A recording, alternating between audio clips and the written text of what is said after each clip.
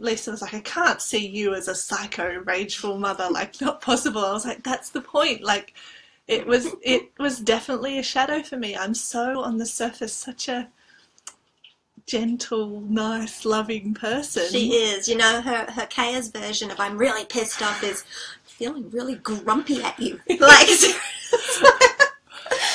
but when, especially with my son, like, we have a wonderfully amazing relationship where we can really trigger each other. And there has definitely been times when I have completely lost it at my son and I kind of turn into a whole other person.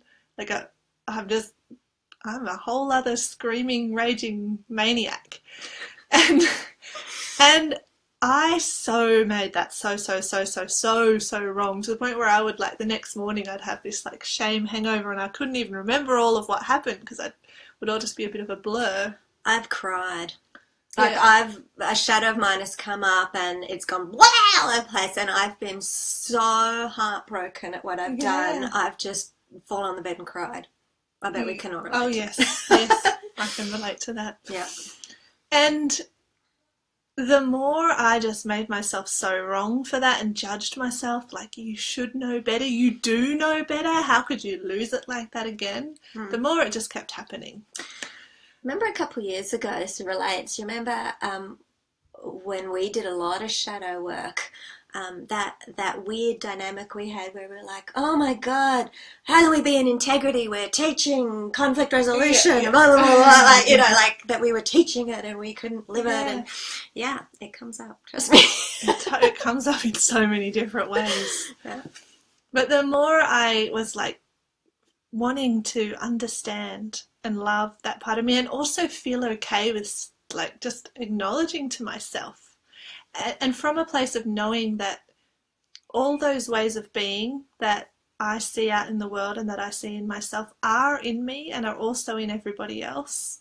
And the more we deny them, the more they come up in backhanded ways. So I came to a commitment to, like, I'm going to own all of me. It doesn't mean I make it, like, right or wrong or anything. It's just I'm going to be really honest and real about how I show up and about all of me. And then after that, I'm going to really try to understand all of me and really connect with all of me and love myself in all of me. And then it kind of slowly unfolded, but I discovered that I had, in denying and in making my anger and my rage so wrong, and therefore it only coming up in the occasions when I was so triggered, but coming up in really explosive ways, I was also denying a certain power and a certain congruency, like a certain power that had my words really mean something with my children, and also a sense of responsibility. Like, I wasn't really modeling powerful, like, empowered responsibility for my own feelings and needs, and I wasn't teaching that to my child. And I also wasn't really claiming, like, self-care and self-love and honouring my own needs. Like, all those things were connected to the rage and the anger, and pushing them away was also pushing all those other things away. And when I welcomed the rage and anger in, like, it is a part of me and I love myself in it, then I could actually have more access to all those gifts. The gift of self-care, congruency, responsibility and power. And they became more of who I was as a mother and more of how I showed up as a mother, and, like, modelled all that to my children. And I became a more well-rounded mother in that, through embracing my rage and anger. And not just mother. Yeah. Woman. Oh, yes. Remember, where you grow as a mother, and boy don't we grow, you grow in all areas of your life. It's one of the hugest gifts that being a mother provides us. Our growth is not contained to just the role of mother. Totally. And a whole other part of it that I forgot to mention just then is around projection. When I deny my anger and rage, I'm actually also suppressing it to the point where not only does it explode up in myself sometimes, but my children are taking that denied anger and rage on. So then my son would do the same. He would be like, in some instances, people would say that he is quite soft and gentle, but he exploded like me and would mirror that. And the more that I can have a healthy relationship with that part of me, the more that he can as well.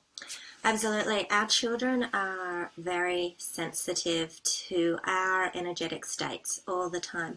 And they are always holding mirrors for us around our own growth, for better or for worse, in so many ways, on so many levels. But one of those levels is they will show you your suppressed shadows. They will bring them forwards, not just like through you exploding, although they could keep triggering you too, because they do that, but they can actually own the shadow for you and really bring it up to the surface. I remember you talked about that, the crying with Maddie, about how you were so making crying wrong. Yeah, I did. I had this thing where I would make crying really wrong, because I'm one of those really sensitive people that cries at everything. I can't watch news or TV commercials or everything makes me cry.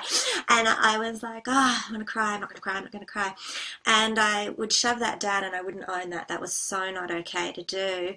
And my daughter totally adopted it. And we never even had a conversation about it, not once. And then she started going, I can't cry. Weak to cry, can't cry. And I was like, oh! So they absolutely will like take on and show you all those things you're suppressing on all sorts of different levels, so many levels. Yeah, definitely. So in your story about when you were able to say, okay, a piece of me really is really angry and rageful and loses my cool, then Kaya talked about, what she actually talked about was the gifts that were coming out of that when she claimed that and owned that, all those gifts of congruency and self-care and boundaries and leadership and empowerment, all these things. They're actually sitting on the same continuum. It's a long continuum with lots of things in between, from, wow, this is a really unconscious, unhealthy expression of it, through to, oh, look, this is it in its highest, most empowered form. Yeah. And so you want to start looking at your shadows, that continuum. The ones, if you shove it down and hide it and hide it and hide it, you're going to get, when it explodes, it's going to be that unhealthy, unconscious expression of it that you just go, oh, why?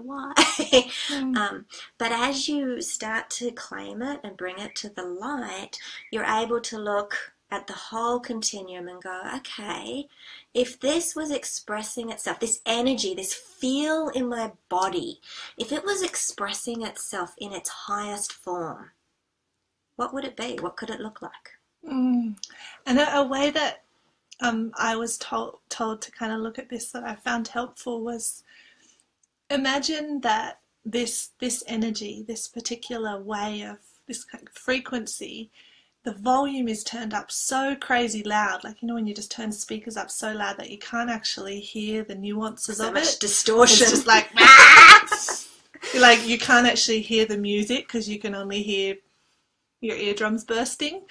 That is what it's like when it's in its crazy form, when it's in its unconscious form. But if you're able to turn the volume down, continue to turn the volume down, you can hear, you can see other parts of it, and that's when you can see the other aspects of its spectrum. And another thing I like to think of is like, this is when you think of shadows are in the dark. When you bring them to the light, you can actually see them more. Like you're kind of shining light on them so you can see the whole of them. It's like, oh, it's not just this one thing that's so loud it gets through the shadows. There's actually so much more to it. Yeah. When my son was little, he's still kind of nervous about the dark, but when he was little, he was really scared at the dark. And we would read this book. It was a really interesting book. And when the lights were off and the shadows were being cast by things, they were all scary things on the walls, like they were scary. And then when the light got turned on or he shone his torch on it, he'd go, oh, it's my teddy bear, or oh, it's the cat. Yeah. Or like when the light gets shone on it, you go, oh, oh, you see it in a completely different way. What looked sinister and dark and terrifying was a favourite toy.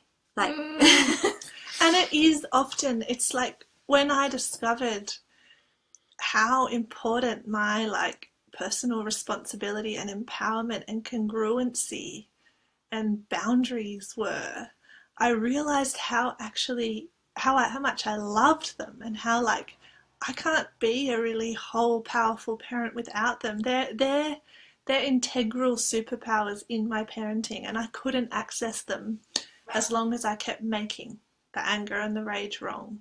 So you will discover that the gifts are things that you truly want and you truly need in your parenting. Yeah, absolutely. So I'm curious, how would you say, I mean, I have my opinion from the outside, but I want to hear your side. How would you say that claiming that particular shadow for you has created more harmony in your family, or more, has improved the love and the feels in your relationships? Well, it has in so many ways, because I do explode way less. I do still sometimes explode, but then I have a very different relationship with myself from when I do, and also know what I need inside that. Like I know the whole spectrum. So it definitely has me explode less, which is great. But then also it's like I have realized more and more over the years how me kind of stepping in my power, my congruency and my personal responsibility, and like my not taking any shit energy at times really, really, really serves my children as well as me. It really helps them to, well, in so many ways it models that for them, which is really big, but it also helps them to really know where I stand and to know how to. Sorry, what was I was going to say it's something about creating a really strong container yes. for our children to sit in. Is a piece of that. Absolutely. In your particular shadow, but yes, totally. There is a way more strong, and it's still got so much love. Like, I think sometimes we get our wires crossed when we're so making a shadow wrong that there can't possibly be any love in that whole thing. But when it's brought into the light, there's so much love. It actually brings more spectrums of love out. That's something definitely that I discovered. Like my whole vision of love for my children before I really did that shadow work was just unconditional love and giving love. And now it's like, actually there's so much to the love. There's that giving, stretching love, and then there's also I'm in my power and this is how it is for me, and I absolutely love you. Love. It's a I can different hold flavour. this with a fierceness too. Yes. Yeah. Which sometimes our children really appreciate. Yeah, absolutely, they do.